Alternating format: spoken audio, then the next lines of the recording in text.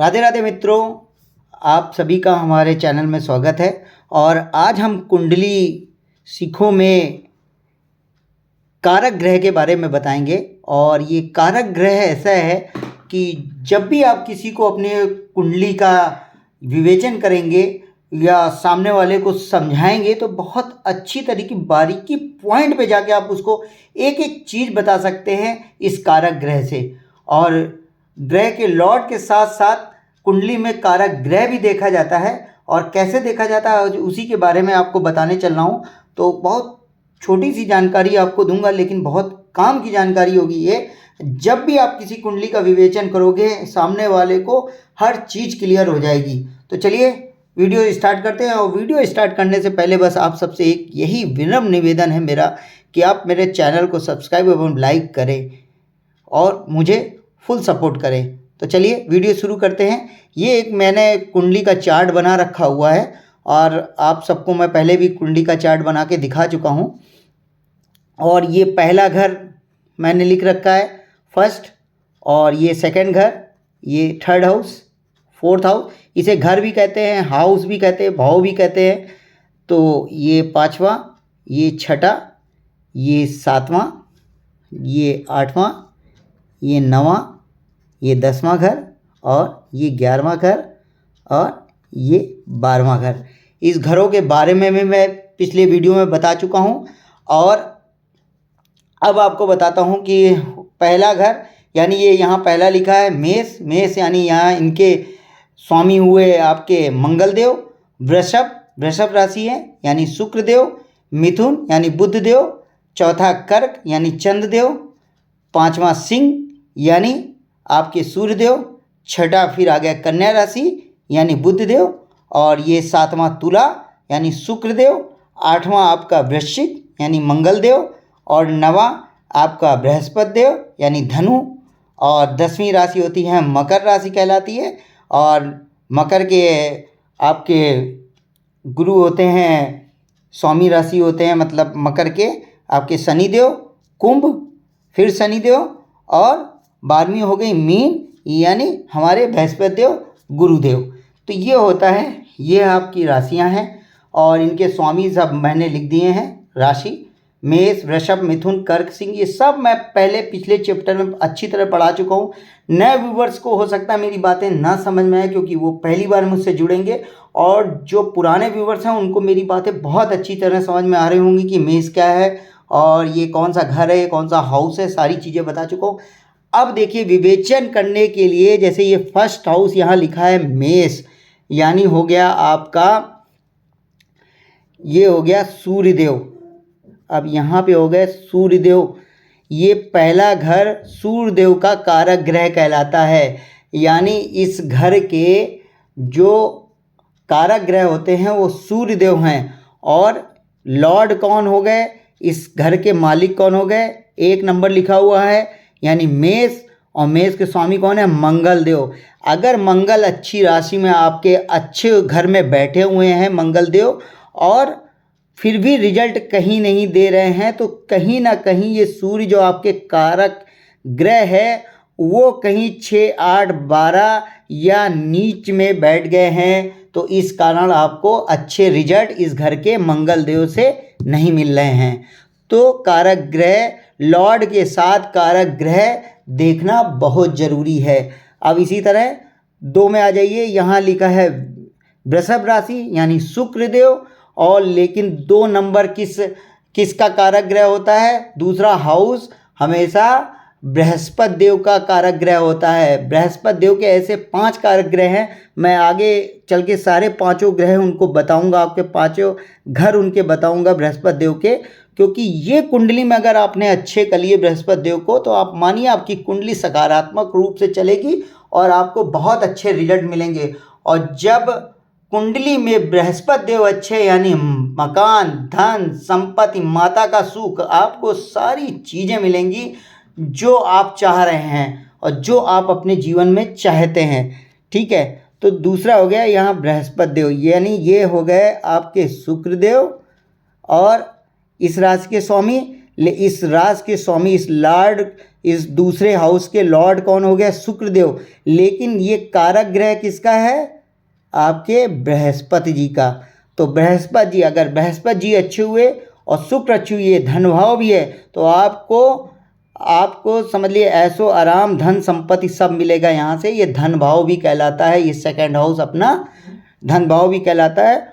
और साथ में अगर कहीं बृहस्पति हमारे छठे, आठवें और 12वें हाउस में अगर हुए, तो फिर वहाँ पे ये शुक्र देव अच्छे रिजल्ट, इस धन भाव का अच्छा रिजल्ट नहीं मिलेगा। इसलिए कारक ग्रह का देखना बहुत ज़रूरी है। इसी तरह तीसरे के लिए आ जाइए। तीसरा घर कारक ग्रह कहलाता है मंगल देव का। अब देखिए यहाँ पे बैठे हैं बुध देव, और लेकिन आपका क्या है कि कारक ग्रह किसका हुआ? मंगल देव इस ग्रह का, इसके कारक है। और ये है पराक्रम का घर। तीसरा घर हमेशा पराक्रम का घर कहलाता है। और यहाँ पे मंगल देव अगर अच्छे हुए तो आपको बहुत अच्छे रिजल्ट मिलेंगे। तो यहाँ इस कारक ग्रह में मंगल को देखना बहुत ज़रूरी है। इस घर के लिए आप यहाँ के लॉर्ड को देखें। लॉर्ड आपका कहाँ बैठा है? यानी बुध देव अगर केंद्र में बैठे हैं या त्रिकोण में बैठे हैं। केंद्र के घर मैं पहले बता चुका हूँ, 1, 4, 7, 10 ये केंद्र के घर होते हैं, बहुत शुभ होते हैं।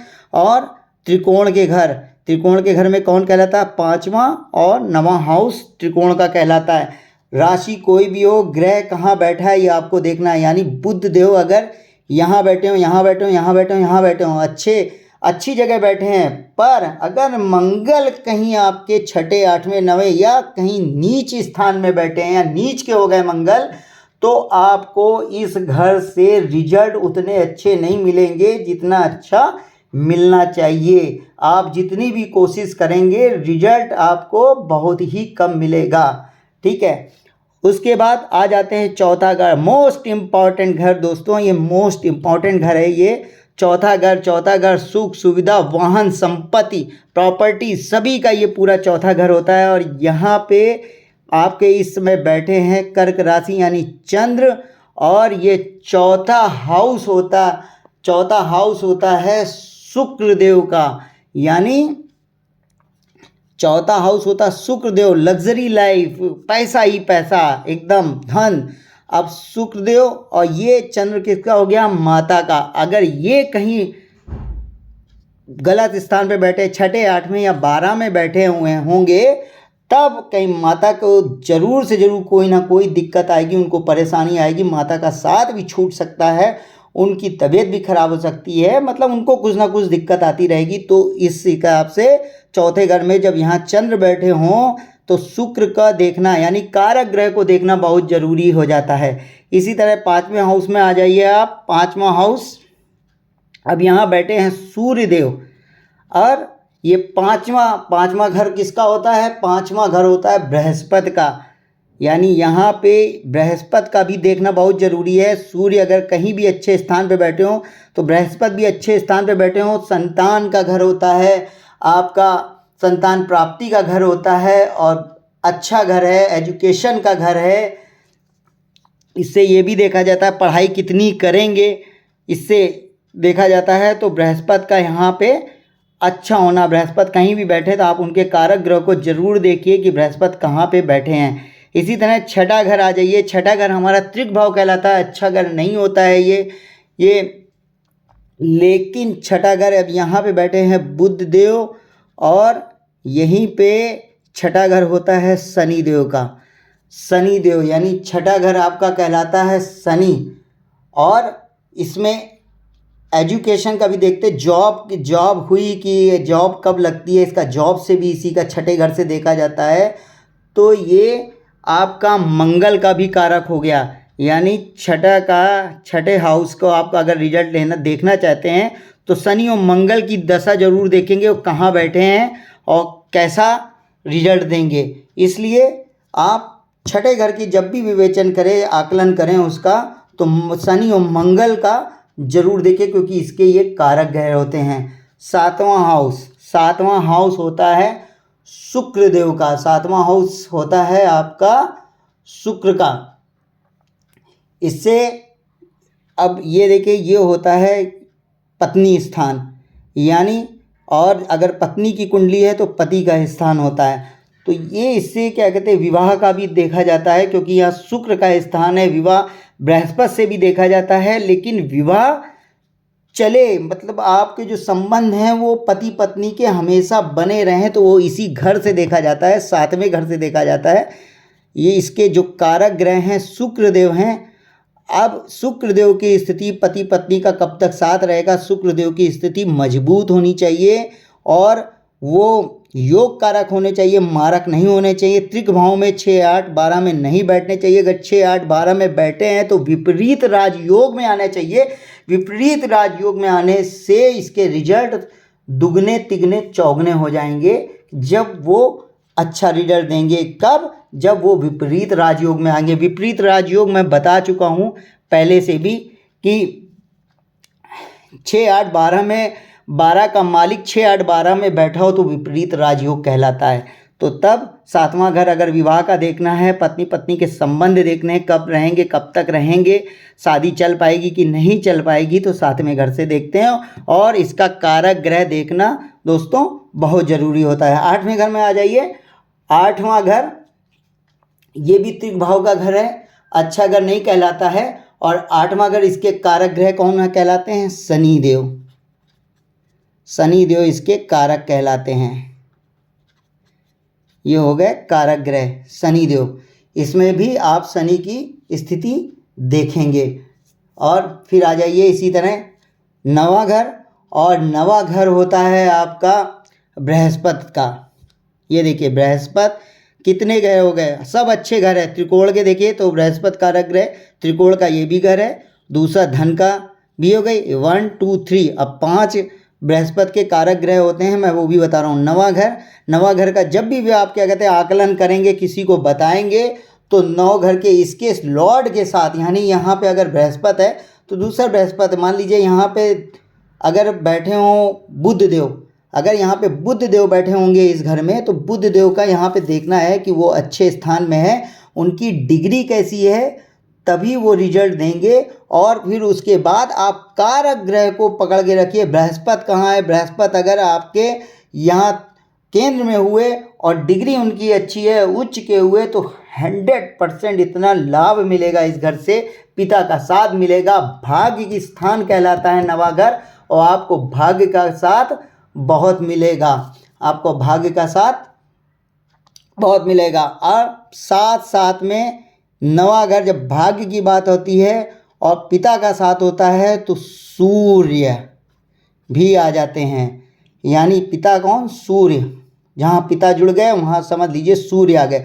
तो ये नवा घर बृहस्पति का भी है, सूर्य का भी है। तो इसमें सूर्य के और अच्छे रिजल्ट देने के लिए आप सूर्य की स्थिति देखना बहुत ज़रूरी है कि सूर्य हमारे कहाँ पे बैठे हैं। दोस्तों बहुत ध्यान से आप चीज़ें समझिएगा। हो सकता है मेरे समझाने में कुछ दिक्कत आ रही हो या मैं नहीं बोल पा रहा हूँ, लेकिन आप उस चीज़ को बार बार रिपीट करेंगे ना, वो चीज़ समझ में आपको आएगी। हो सकता है मेरे बोलने में कुछ दिक्कत आ रही हो, ना समझ पा रहा हूँ, लेकिन इसी वीडियो को आप अगर 2-3 बार देखेंगे 100% समझ में आएगी मेरी बात। तो आप उसको देखिए। और ये सभी कारक ग्रह हैं, क्योंकि मैं बार बार कह रहा हूँ कि कारक ग्रह अगर आपको लॉर्ड है, जो इस घर का लॉर्ड है, उसके साथ साथ आप कारक ग्रह जरूर देखिए। और वो उसी कारक ग्रह के बारे में बता रहा हूँ। 10वां आ जाइए, 10वां घर। अब 10वां घर देखिए किसका किसका होता है। 10वां घर ये होता है जॉब प्रोफेशन का, क्या करेंगे क्या नहीं करेंगे, ये इससे देखा जाता है आपका।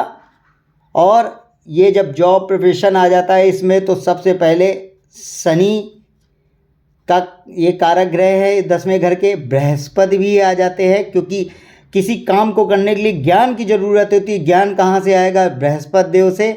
और साथ साथ में 10वें घर का कारक ग्रह बुध भी होता है। अब देखिए शनि बृहस्पति बुध, यानी क्या काम करना चाहते हैं, अगर यहाँ पे शनि का कारक ग्रह है, यहाँ पे कोई घर अच्छा बैठा, ग्रह अच्छा बैठा होगा और उसकी स्थिति मजबूत होगी और डिग्री भी अच्छी होगी, उच्च का भी होगा, तो शनि से रिलेटेड काम आप कोई बिजनेस कर सकते हैं। और बृहस्पति से रिलेटेड आप कर सकते, ज्ञान की बातें उसको बता सकते हैं। बुध यानी टीचिंग लाइन में जा सकते हैं। तो ये तीनों जो इस पॉइंट पे हैं, इसको तीनों को देखना है। शनि बृहस्पति बुध। बृहस्पति ज्ञान है, बुध बुध भी ज्ञान है, लेकिन बृहस्पति ज्ञान ऐसा है कि क्या करेंगे आप, कैसे करेंगे इस काम को, कैसे करना वो है। और बुध क्या होता है, वो ज्ञान देता है। ज्ञान मतलब आपको सोच है कि हाँ ये काम मुझे करना है, लेकिन कैसे करना है वो बृहस्पति आपको बताएगा। ये होता है, आप इसी तरह उसको देख